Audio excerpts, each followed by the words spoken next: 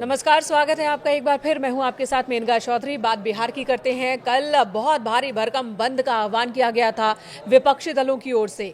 एक ट्रक पर तेजस्वी दिखे, राहुल गांधी दिखे, दोनों ने हाथ मिलाया और महागठबंधन के एक और दल के नेता मौजूद थे ट्रक पर और हल्ला बोल किया गया सरकार के खिलाफ, चुनाव आयोग के खिलाफ, SIR के खिलाफ। लेकिन शाम होते होते तक हल्ला बोल की चर्चा कम हो गई और चर्चा इस बात की होने लगी कि आखिर पप्पू यादव को क्यों ट्रक पर चढ़ने नहीं दिया गया, क्यों उन्हें चढ़ते वक्त रोक दिया गया सुरक्षा बलों की ओर से, और आखिर क्यों कांग्रेस नेता कन्हैया को ट्रक से उतार दिया गया। राहुल गांधी वहीं पर थे और उन्होंने कुछ नहीं कहा। अब चर्चा इस बात की हो रही है, तो इस बंद का आउटकम क्या निकला? जब भी कोई बंद या हड़ताल बुलाई जाती है तो ये देखा जाता है कि पॉलिटिकल आउटकम निकला क्या। तो इसी पर आज चर्चा करेंगे। हमारे साथ प्रभात जी मौजूद हैं, बिहार की राजनीति को बहुत करीब से देख रहे हैं। प्रभात जी, पहला सवाल तो यही कि कल के हल्ला बोल बंद, उससे विपक्ष के नेताओं के लिए क्या निकला? मेनका देखिए, हर बार बंद या हल्ला बोल या चक्का जाम का कुछ कॉन्क्रीट आउटकम निकले ये जरूरी नहीं है। हाँ। एक मैसेजिंग भी होती है।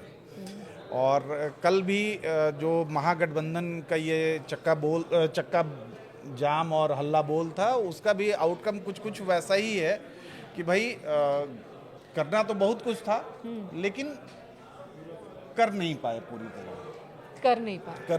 पूरी तरह। इन लोगों ने जैसे ही अपनी मार्च अपना शुरू किया इनकम टैक्स चौराहे से, पटना का बहुत फेमस चौराहा है इनकम टैक्स चौराहा, वहाँ से इन्होंने अपना हल्ला बोल शुरू किया। थोड़ी दूरी पे आगे बढ़ते बढ़ते पुलिस ने इनको रोक दिया, बैरिकेडिंग कर रखी थी क्योंकि इनके साथ हुजूम था ये बहुत बड़ा। भाई आपको हल्ला बोलना था, आपको प्रदर्शन करना था या चुनाव आयोग के सामने अपना विरोध दर्ज कराना था। आप 2-4-5 नेताओं का एक प्रतिनिधिमंडल बनाते, आप लेके जाते, आप ज्ञापन देते, अपनी बात रखते, चले आते। लेकिन वो एक मतलब बड़े पैमाने पे इन्होंने बंद बुलाने की कोशिश की थी। और बंद बुलाने की कोशिश भी क्या कहें, उसमें पहले से ट्रेड यूनियंस और श्रमिक संगठनों का भारत बंद अनाउंस था। इन्होंने बहती गंगा में हाथ धोने की कोशिश की थी कि चलो हम कर लेते हैं, असर बड़ा धो पाए कि नहीं, हाथ धुला या गंदा ही रह गया? देखिए ये अच्छा सवाल है। हाथ धुला, थोड़ा बहुत धुला, पूरी तरह अभी वो जो साबुन का झाग जो था हाथ से, वो पूरी तरह नहीं निकला है। सबसे आश्चर्य की बात तो ये है ना कि मतलब मैं देख रहा था सोशल मीडिया पे काफ़ी चीज़ें चल रही हैं इस बंद और चक्का जाम और हल्ला बोल को लेकर। तो जितने बड़े नेता इसमें शामिल हुए थे, चाहे वो राहुल हों या तेजस्वी हों, उधर लेफ्ट पार्टी दीपांकर भट्टाचार्य थे, डी राजा थे, ये सारे लोग वहाँ मतलब जो जगह थी, जो ट्रक पे खड़े होके इन लोगों ने भाषण दिया, उसके बाद सब अपनी अपनी राह चले, जैसे कुछ हुआ ही ना हो। और उसके बाद भाई इलेक्शन कमीशन तक तो आप कम से कम वहां तक तो जाते। रोका जा रहा था। इलेक्शन कमीशन की ओर से भी कहा गया कि हम तो इंतजार कर रहे थे, आप आए ही नहीं। इलेक्शन कमीशन मतलब ये एक मीम चल रहा है सोशल मीडिया पे, एक मीम चल रहा है कि राहुल गए, तेजस्वी घर गए, अधिकारी देखते रह गए। अधिकारी इंतजार करते रह गए। तो हालांकि बाद में एक प्रतिनिधिमंडल जाके मिला जो सेकंड लाइन लीडरशिप थी या बाकी। जब भी ऐसा कुछ शक्ति प्रदर्शन तो नहीं, जब भी ऐसा कुछ आयोजन होता है, हल्ला बोल या बंद का आह्वान होता है सरकार के खिलाफ, सिस्टम के खिलाफ, जब कोई प्रदर्शन होता है तो दो मकसद होते हैं विपक्षी दलों के या किसी भी दल का। एक, शक्ति प्रदर्शन दिखाना कि हम एकजुट हैं अगर ये गठबंधन की बात है तो, और दूसरा अपने मोटिव को, अपने विरोध के पॉइंट को बहुत ही पुरजोर तरीके से रखना। तो अपने मोटिव को तो ये साध नहीं पाए, ज्ञापन जिस तरीके से देना था दिया नहीं इन्होंने। क्या शक्ति प्रदर्शन दिखा पाए? नहीं, आप एक बात बताइए ना कि आपको ज्ञापन कितनी बार देना है? इलेक्शन कमीशन के सामने आपको अपनी बात कितनी बार रखनी है? आप पिछले हफ्ते दिल्ली में आप इलेक्शन कमीशन से मिले, मुख्य चुनाव आयुक्त से मिले, और एक बार पहले इंडिया ब्लॉक के कुछ लीडर्स गए जिसमें कांग्रेस सबसे बड़ा प्रतिनिधिमंडल कांग्रेस अपना लेके गई थी। उसके बाद तेजस्वी अलग से जाके मिले हैं चुनाव आयोग से, और उसके बाद सुप्रीम कोर्ट में आप एक एक करके करीब 10 याचिकाएं आ गई हैं। उस पर सुप्रीम कोर्ट ने सुनवाई की, और अभी की खबर मैं बता रहा हूं, जस्ट कुछ मिनट पहले खबर ये आ रही है कि सुप्रीम कोर्ट ने कहा है कि भैया SIR पे रोक नहीं लगेगी। ये संविधान पूरी तरह संविधान सम्मत है। संविधान के तहत निर्वाचन आयोग चुनाव आयोग जो है वो करा रहा है। यानी कि जो स्पेशल आपत्ति इंटेंसिव विपक्ष रिवीजन। की ओर से उठाई गई है अदालत हाँ, की नजर में, वो आपत्ति उसमें बहुत एक महत्वपूर्ण है। बड़ी जीत आप कह सकते हैं विपक्ष के हाथ में लगी है कि वोटर ID सुप्रीम का। कोर्ट ने कहा है कि आप आधार और पैन और वोटर आईडी को शामिल कर सकते हैं। हाँ। कीजिए, ये करना चाहिए। और अगली सुनवाई की डेट सुप्रीम कोर्ट ने 20 जुलाई दी है। 25 जुलाई तक तो इलेक्शन कमीशन ने लास्ट डेट रखी है। बिल्कुल। 20 जुलाई को सुनवाई होगी, और जब आज रोक नहीं लगी इस पर, तो आगे भी नहीं लगेगी। तो यानी कि मुद्दा जो है वो प्रभावहीन होता दिख रहा है। नहीं, अब बात शक्ति प्रदर्शन पर आ जाते हैं। विपक्ष ये अपनी पीठ ठोक सकता है, अपनी पीठ थपथपा सकता है कि भाई हमारे प्रोटेस्ट के बाद हमारे इनिशिएटिव से आधार कार्ड और पैन कार्ड इस लिस्ट में शामिल किया गया। लेकिन न्यायालय पे किसी का दबाव नहीं है। न्यायालय पे दबाव नहीं है, लेकिन हाँ, न्यायालय तक मामला पहुंचना भी तो चाहिए ना मेन का। हाँ बिल्कुल। कि चुनाव आयोग ने अगर आधार तो कार्ड या न्यायालय में तो राशन पहले ही कार्ड शामिल मामला नहीं पहुंच रखा गया था, था। न्यायालय में मामला पहुंचा, कोर्ट में पहुंचा, कोर्ट ने फैसला दिया है। तो अब उस तस्वीर की चर्चा कर लेते हैं जिसकी चर्चा हर कोई कर रहा है। पप्पू यादव निर्दलीय सांसद हैं और बहुत ही प्रभावशाली सांसद है। एक नेता के तौर पर भी बहुत ज़्यादा मजबूत माने जाते हैं, लोगों के बीच जाते हैं, उनकी सेवा करते हैं, टीवी चैनल्स पर भी हम उनको सुनते हैं, देखते हैं। लेकिन कल जो उनके साथ हुआ, वो ट्रक पर चढ़ने की कोशिश कर रहे थे, उन्हें रोक दिया गया, जबकि उनके सामने सीपीआई के दूसरे दलों के छोटे छोटे नेता भी मौजूद थे। लेकिन पप्पू यादव जो कि बिहार की राजनीति में एक बड़ा नाम माने जाते हैं, उनको नहीं खड़ा होने दिया गया। कन्हैया वो तो कांग्रेस के ही नेता हैं, देखिए, अब आपको अगर मैं कहूँ यहाँ पे कि एक यादव ऑलरेडी मौजूद था मंच पे, तो दूसरा यादव कैसे आ जाए? यानी कि संदेश साफ है, यादव नेता एक है बिहार में, और वो तेजस्वी है आज की डेट में। महागठबंधन, भाई पप्पू यादव अगर वहाँ गए, निर्दलीय सांसद हैं, पत्नी उनकी कांग्रेस से सांसद रह चुकी हैं, और पप्पू यादव का जो अपनी एक पॉलिटिक्स है, नहीं, मुझे नहीं लगता कि ये पर्सनल लड़ाई है, लेकिन हाँ, एक मैसेज बहुत क्लियर था कि यादव नेता अगर बिहार में कोई है तो वो तेजस्वी हैं। इसके अलावा दूसरे यादव नेता कि कोई दूसरा यादव नेता खड़ा हो जाएगा तो दूसरे का कद कम हो जाएगा। देखिए, कद कम होने या बढ़ने जैसी कोई बात नहीं है। फिर ये क्या बात ये है स्वीकारोक्ति की, कि आप स्वीकार कर रहे हैं या नहीं कर रहे हैं। स्वीकार करने के पीछे अपने तर्क हो सकते हैं, ना करने के पीछे भी अपने तर्क हैं। और कल की मैसेजिंग बहुत क्लियर थी कि यहाँ जो लोग भी दिख रहे हैं, जो फ्रंट लाइन में वो ट्रक के ऊपर जो खड़े थे, उसमें 4 ही नाम तो बड़े दिखे ना आपको। तेजस्वी दिखे, राहुल दिखे। मुकेश साहनी एक इम्पोर्टेंट अलाई हैं महागठबंधन में ना जी। मुकेश साहनी तो दावा कर रहे हैं कि भाई मैं तो डिप्टी सीएम बनूंगा अगली बार। ये भी दावा है ना मुकेश साहनी का कि भाई मैं डिप्टी सीएम बनूंगा। और बाकी लेफ्ट पार्टीज के 2 डी राजा और दीपांकर भट्टाचार्य थे।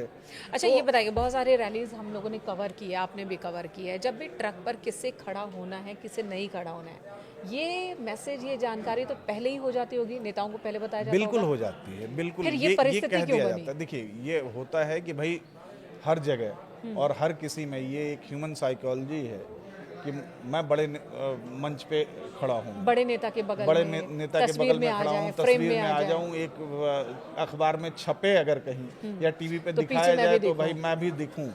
यही हालत थी कल भी, मतलब पप्पू यादव और कन्हैया, इन दोनों के साथ यही हुआ। आप अगर वीडियो देखेंगे कन्हैया वाला, तो उसमें तो साफ दिख रहा है कि सिक्योरिटी, जो राहुल गांधी की सिक्योरिटी के लोग हैं, वो उनको रोक रहे हैं कि नहीं भाई आप नीचे ही रहिए।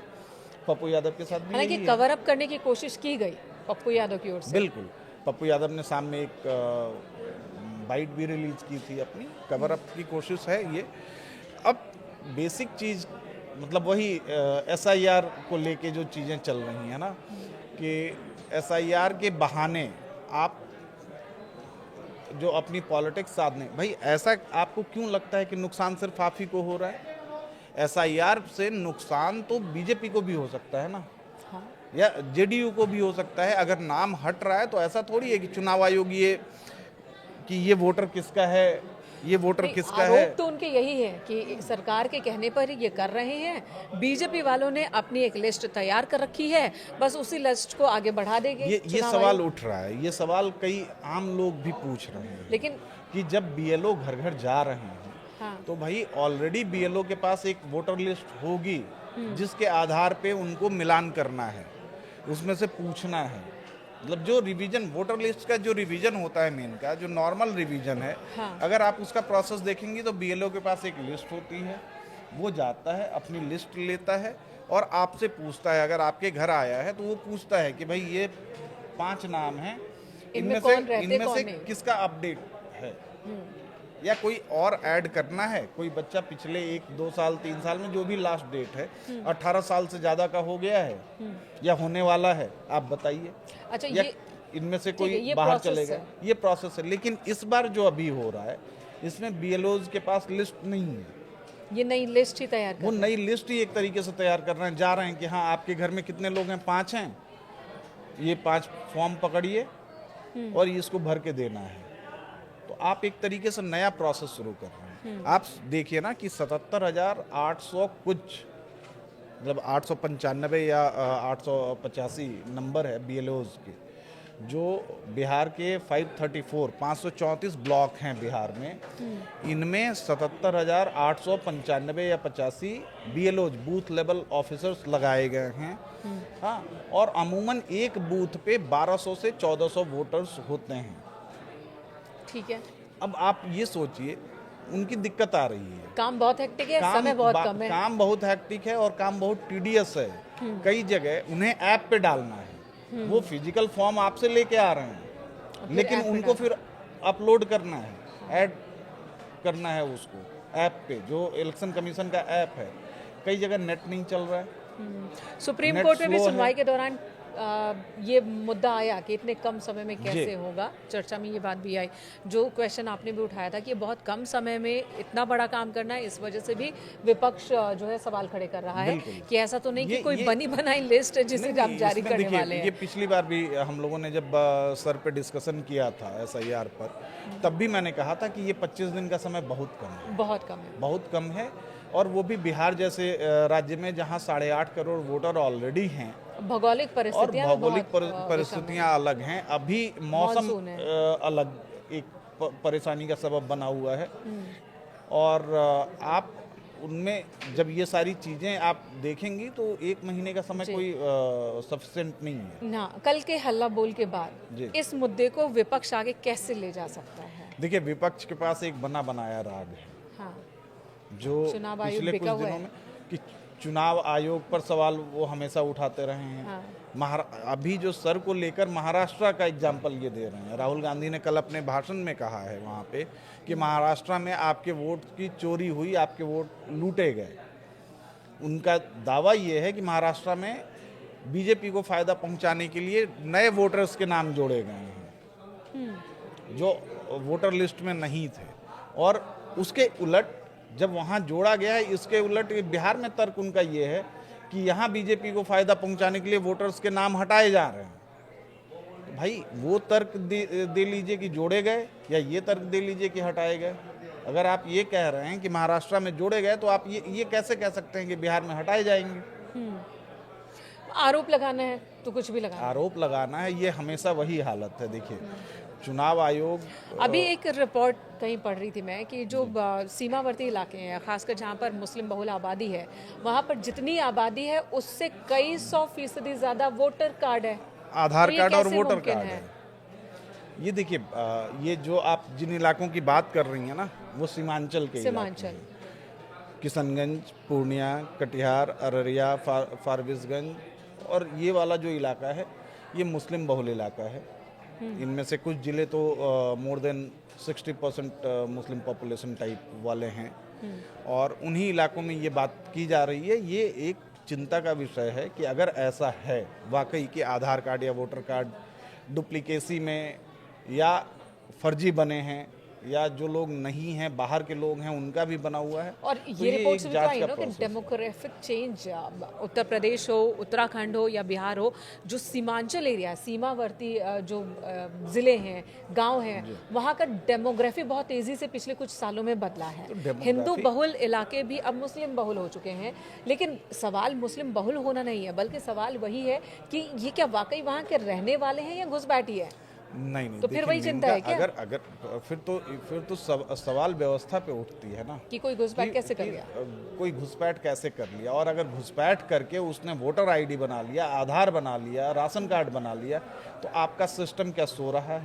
नहीं, सिस्टम में तो खामियां हैं और उसके कई एग्जांपल्स भी हैं। तो यही चीज़ सिस्टम है में ना कि खामियां हैं और कई एग्जांपल्स भी हैं। सिस्टम अगर आपका सो रहा है तो फिर आज आपकी नींद खुल रही है चुनाव से ठीक पहले। 5 साल जी। का समय आपके पास था। बिहार में अगर स्पेशल रिवीजन करना ही था आपको, 2020 में लास्ट चुनाव हुआ है ना बिहार में, 2024 में आपको लोकसभा का चुनाव हुआ है, बीच में पंचायत इलेक्शन हुए होंगे ठीक है। 2021 में। ये सवाल अपनी जगह है, लेकिन अब चुनाव आयोग जब एक्शन ले रहा है, चुनाव आयोग अगर कोई कदम उठा चुका है तो वो तो बढ़ेंगे। बिल्कुल, उस पर सुप्रीम कोर्ट ने जैसा कहा ना कि चुनाव आयोग एक संवैधानिक संस्था है और संवैधानिक संस्था को आप काम करने से नहीं रोक सकते। तो भाई सुप्रीम कोर्ट ने भी इसको वीटो कर दिया है। ठीक है। चुनाव आयोग अपने तरीके से अपने भाई उसके एक प्रोसीजर्स हैं, मैं भी प्रोसीजर्स पे सवाल नहीं उठा रहा हूँ, लेकिन एक टाइमिंग को लेकर थोड़ा सा क्वेश्चन है, डाउट क्वेश्चन है। तो है। अब देखना होगा विपक्ष इस मुद्दे को आगे कैसे बढ़ाता है और इन सब के बीच कल जो महागठबंधन की मजबूती को एक डेंट लगता दिख रहा है।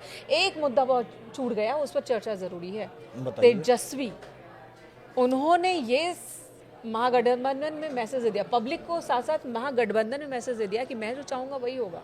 देखिए, आप अगर महागठबंधन को आप देखें ना, तो महागठबंधन में तेजस्वी अभी सबसे बड़ा फैक्टर है। उसकी वजह है कि भाई नंबर है, क्रेज है, 80 सीटें हैं उनके पास अभी। जो मौजूदा विधानसभा है, 80 सीटें तेजस्वी के पास हैं। महागठबंधन की जो दूसरी सबसे बड़ी सहयोगी है कांग्रेस है, कांग्रेस के पास गिनती की सीटें हैं। तो भाई ऑब्वियस सी बात है कि तेजस्वी जो चाहेंगे वही होगा। कांग्रेस की स्थिति तो वो है ना, जैसे कांग्रेस ने 2022 में यूपी में प्ले अप किया, या 2017 में किया, या 2019 में उनका अपना गठबंधन जो भी रहा है। तो कांग्रेस हर जगह सेकंड फिडल है। तो कांग्रेस वही करेगी जो आरजेडी चाहेगी, यानी कि जो तेजस्वी चाहेंगे। बिहार में कम से कम यही दिख रहा है। धन्यवाद आपका प्रभा जी इस वक्त Thank you, चर्चा के मेनका। लिए। कल किसी और मुद्दे पर होगी बातचीत। Thank you.